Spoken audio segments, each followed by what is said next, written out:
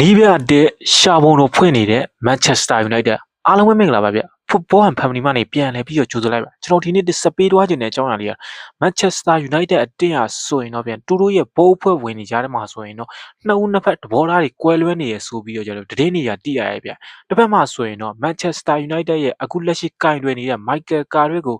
အချို့တွေကဆိုရင်တော့ပြန်ဆက်လက်ပြီးတော့တာဝန်ထမ်းဆောင်ဖို့အတွက်တာဝန်ပေးဖို့အတွက်ရည်မှန်းထားတယ်ဗျတချို့တွေကဆိုရင်တော့ Manchester United နဲ့ Michael Carrick ဆိုရင်တော့အဆင်မပြေဘူးဆိုပြီးတော့ကြလဲတည်နေရတိရရဲ့ဗျ Michael Carrick ဆိုရင်တော့ Manchester United ကိုကင်တွယ်ခဲ့တဲ့9ပွဲမှာဆိုရင်တော့9ပွဲနိုင်ပြီးတော့တပွဲကိုတည်ကြပြီးတပွဲကိုရှုံးနေထားရဲ့ဗျ Manchester United အတင်းဟာဆိုရင်တော့ Michael Carrick ရဲ့လက်ထက်မှာဆိုရင်အခုနောက်ပိုင်းမှာဆိုရင်တော့ဇယားမြန်အဆင့်3ထိရောက်ရှိနေပြီးတော့ Manchester United အတင်းကိုချန်ပီယံလိဝင်ခွင့်ရဖို့အတွက်ဆွမ်းဆောင်ပေးနေတဲ့နီးပြတအူးလည်းဖြစ်တယ်ခင်ဗျတကယ်လို့လား Manchester United အတင်းနေနဲ့ Michael Carrick ကိုဆိုရင်တော့ပြင်နီးပြအတင်းမခန့်အပ်ဘူးဆိုရင်တော့တူတို့တွေကဆိုရင်တော့ဂျာမနီလက်ရွေးစင်နီးပြဖြစ်တဲ့ Nagelsmann ကိုတူတို့တွေကစိတ်ဝင်စားနေရဆိုပြီးကျွန်တော်တို့သတင်းတွေကသိရတယ်ဗျတကယ်လို့လား Manchester United အတင်းဟာဆိုရင်တော့နောက်နှစ်မှာဆိုရင်ဘယ်နီးပြကိုဆက်လက်ပြီးခန့်သွားမလဲဆိုတာကျွန်တော်တို့စိတ်ဝင်စားတာနဲ့စောင့်ကြည့်ကြအောင်ဗျအားလုံးပဲကျေးဇူးတင်ပါတယ်